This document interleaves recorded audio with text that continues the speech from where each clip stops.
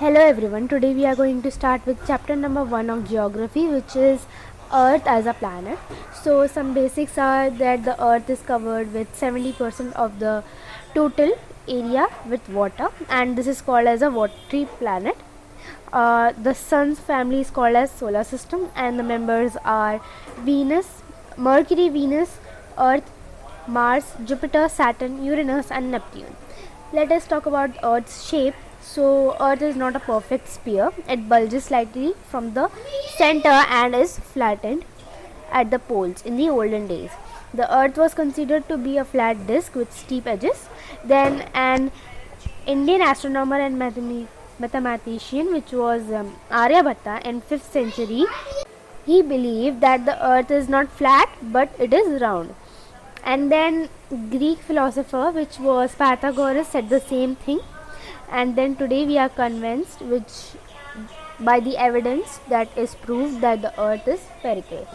Some proof that the Earth is spherical, our first experiment is the Bedford level experiment.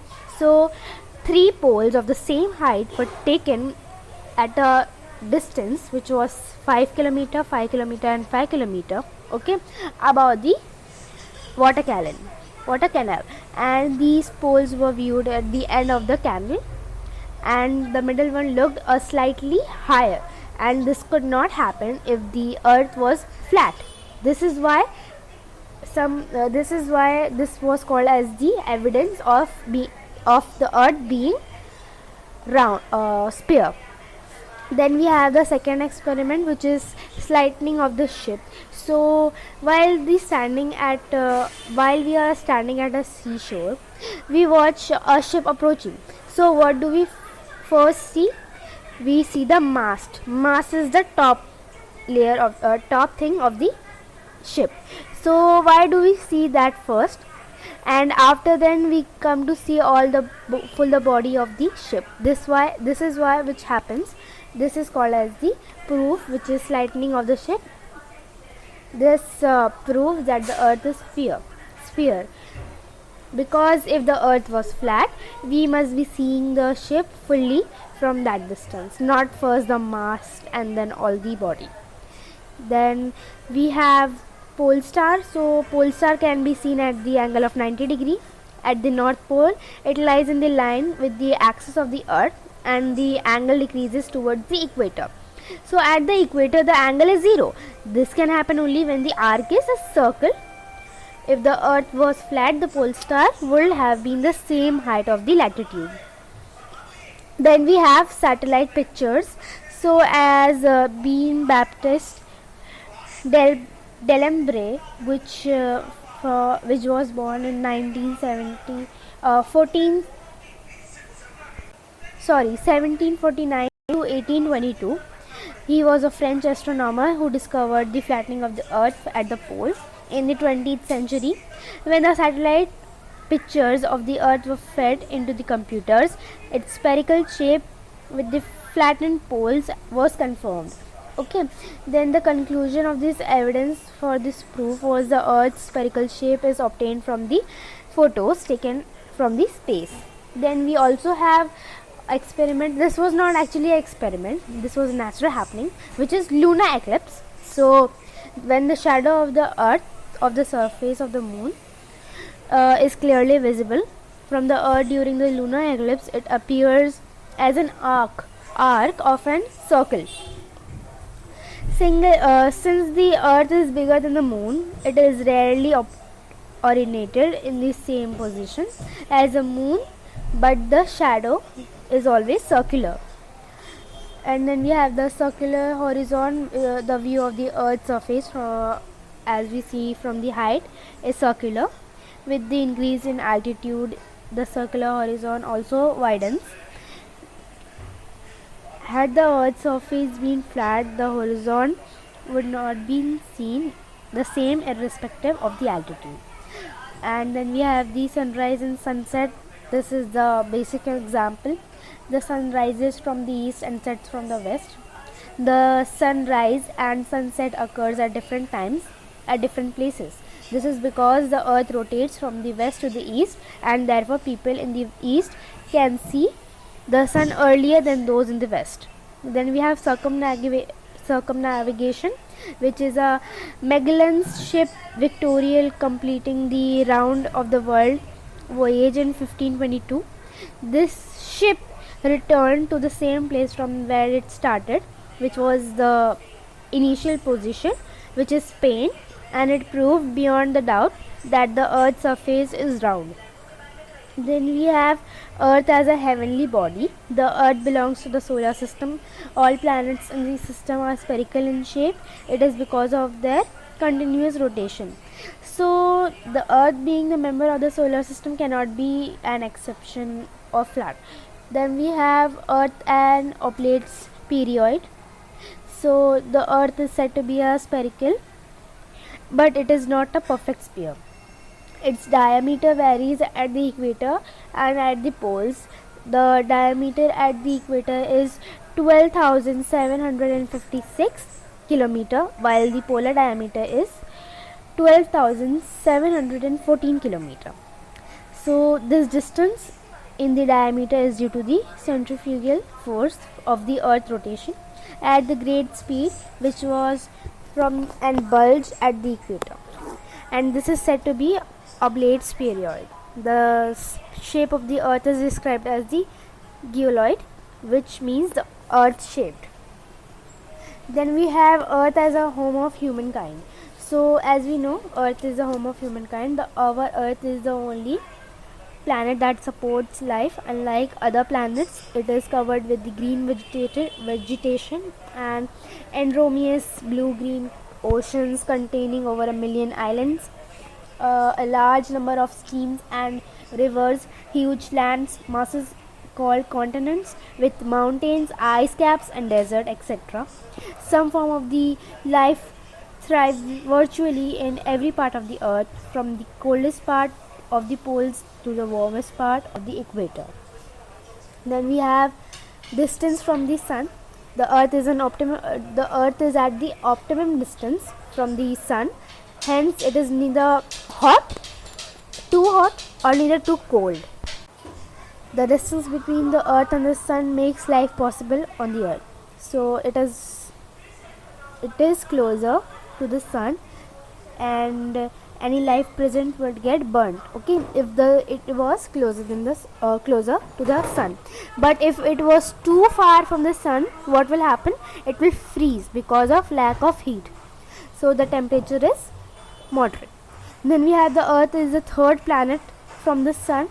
It has an average temperature of 17 Celsius, which is suitable for the life to exist. It was average temperature of the Earth's surface changing by a few degrees. Many species will perish due to the extreme heat or cold. The other two terrestrial planets, Mercury and Venus, are very hot with the maximum temperature of more than 400 Celsius. This remaining planets in the solar systems are very cold and surface temperature below 0 Celsius. Venus is the second planet from the Earth, but it is hotter than Mercury. This is because the atmosphere around the Venus is mainly composed of carbon dioxide, and carbon dioxide produces greenhouse effects on the surface of the Venus. Then atmosphere. So the atmosphere is a layer of air around the earth. It is a mixture of gases like nitrogen, oxygen, carbon dioxide, helium and argon.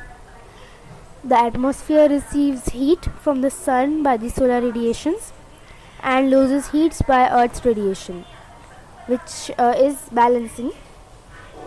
Then we have Earth's atmosphere, which is made up of life supporting gases like nitrogen, oxygen and carbon dioxide. Other gases include helium and argon. Ozone present in the Earth's atmosphere absorbs the harmful ultraviolet rays of the sun. The atmosphere also prevents loss of heat from the Earth's surface and helps it to keep the Earth warm. Water. Earth is mainly covered, as I told previously, that the Earth is covered 70% of the water on Earth's surface. The distribution of the water is responsible for the moderate climate and surface conditions of the Earth. Self-regulating and self-sustaining structural and functional unit of the biosphere is called as the ecosystem. This system depends upon the sun for its energy. A pond, lake, desert, grassland, forest are common examples of the ecosystem. So each has their own ecosystem. Water from the seas, rivers, lakes evaporates and then they condenses and fall back, which is in the form of precipitation. So this maintains the balance of water on earth. Then we have water which absorbs enormous amount of heat without causing any change in its temperature. Solid crust, which is the lithosphere. You have to learn that the crust is called as lithosphere. Keep in mind, earth has a solid structure which is lithosphere due to the weathering of the rocks, and surface of the earth has been formed which provides soil layer essential for supporting plant life. Soil also provides various nutrients necessary for the growth of the plants, which is turning support for all forms of the animal life directly or indirectly. Then we have biosphere. Biosphere is the narrow realm of contact of intercation between the atmosphere, lithosphere and the hydrosphere. Biosphere provides all the necessities of all the species living on the earth, like light, heat, water, food and habitats. Then biosphere is a thin layer of approximately 15 km from the deepest ocean stretched to the highest mountain peak at the ground level. It exerts to a depth of 3 meter below and in the ocean water about 200 meter deep. Within the biosphere, life is found chiefly in two forms, which is the planet kingdom and animal kingdom. Life-giving cycles, which are various cycles operating, nature balancing in factors which is necessary for life. We have nutrition cycle, carbon cycle, nitrogen cycle and oxygen cycle. Nutrition cycle is cycle which is cycle present in the representing the relationship between the living and non-living things in our environment. It also shows the interdependence of all living things on the earth. It operates through the food chain and the other processes like photosynthesis, transpiration, respiration, etc. Then we have carbon cycle. Carbon cycle is basic raw material of all life. All living materials contain carbon, atmospheric carbon dioxide. It is used by plants in the presence of sunlight and chlorophyll to make their own food by the process of the photosynthesis. During this process, CO2, which is fixed as a starch by plants through the consumers at different level after the death of the plant and animal. The carbon present in the bodies are decomposed and are absorbed by food, which are xerophatic bacteria and fungi, which plants die and get buried in the soil. They undergo slow degradation and compaction. This results in the forming of the fossil fuel containing huge amount of carbon. Then we have nitrogen. So in nitrogen cycle, the atmosphere is the largest reservoir, which is 78% approximately of free nitrogen. So plants take nitrogen in form of the nitrates from the soil and it moves through the food chain to the animal. Nitrogen is returned to the soil through manure, excreta and earthly remaining of plants and animals and microorganisms. Then we have oxygen cycle. Living things take in oxygen from the atmosphere, so they use it to release energy from the food they eat. Oxygen is also used together as carbon. Oxygen is also used together with carbon, hydrogen and nitrogen to build new molecules into their bodies. Oxygen is released back in the atmosphere by green plants during photosynthesis and plants and animals as part of the carbon dioxide. These cycles are nature's mechanism to maintaining balance in ecosystem. This was all about this chapter. Some terms to remember are lithosphere, the layer of the rocks on the surface of the earth; satellite, a body that revolves around the planet; Circumnavigation, which is the navigation around the globe. Atmosphere, which is the blanket of air surrounding the earth. Photosynthesis, the process by which green plants make their own foods using sunlight, carbon dioxide and water. Greenhouse effects, which are trapping of the sun's radiation by gases present in the lower atmosphere. This was all about this chapter. I hope you liked it. Make sure to subscribe my channel and tell me in the comments if you want anything else to be explained. Thank you. Till then, keep learning.